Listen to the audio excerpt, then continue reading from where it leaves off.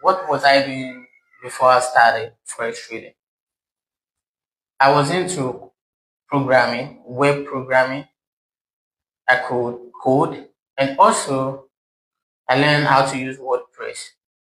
And it was during my university days.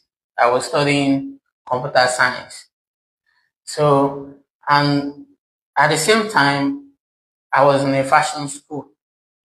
So I was doing three things at the time, but I could multitask because the university I attended is a distant, open learning, distant one. I could go away from school and go do other things.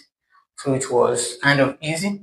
But the truth is, when I started forex trading, deep inside my heart, I left everything for forex trading. I really love it so much, and I feel like this is what I really want to do. But